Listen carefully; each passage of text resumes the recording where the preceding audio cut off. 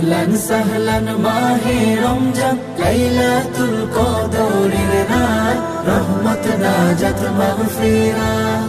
اللهم بارك لنا في رجب وشعبان وبلغنا رمضان وبلغنا رمضان।